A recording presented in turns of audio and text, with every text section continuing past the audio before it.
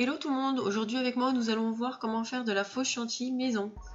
Donc dans un premier temps je vais vous montrer la liste du matériel. Il vous faudra un petit récipient, de la coie vernie, de la peinture acrylique, de la fleur de maïs, une spatule pour touiller et des encres à alcool.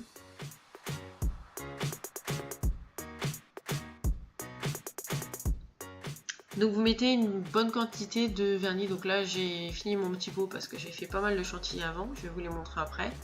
Vous allez mettre de la peinture acrylique blanche pour lui donner un côté opaque parce que le vernis est transparent.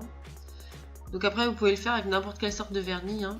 Donc là vous pouvez rajouter autant que vous voulez en fait de l'encre, ça dépend de la couleur que vous recherchez. Moi je voulais faire un marron clair. Donc on va rajouter, on rajoute de la farine, de la fleur de maïs pour faire une consistance un peu plus solide. Tant que la couleur n'est pas celle que vous recherchez, vous rajoutez de l'encre.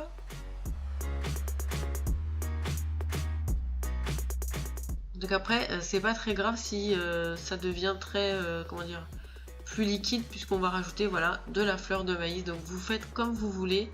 Pour la texture, vaut mieux que ce soit un peu plus consistant. Dès que vous voyez que votre mélange tient sur votre spatule, c'est que vous êtes arrivé au bon mélange, tout simplement.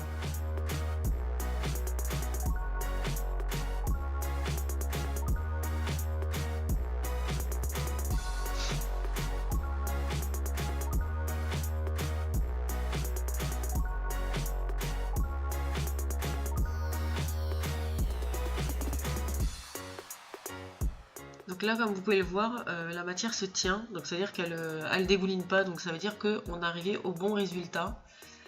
Donc après, il va vous falloir une petite poche. Donc moi, je prends toujours mes petits sachets zip parce que comme c'est des petites quantités, vous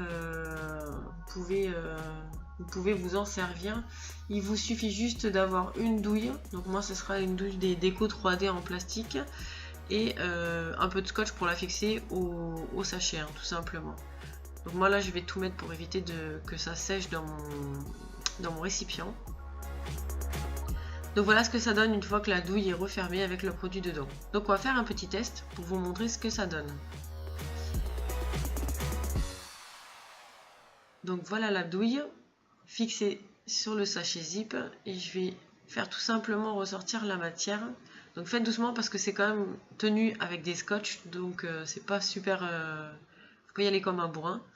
Et donc voilà les tests que ça, la matière que ça donne. Moi je suis super satisfaite du résultat. Donc voilà, je vous montre. Dites-moi en commentaire ce que vous en avez pensé. N'hésitez pas à me laisser un petit pouce en l'air. N'hésitez pas à vous abonner, à partager la vidéo. Et en attendant, je vous dis à très bientôt dans une nouvelle vidéo.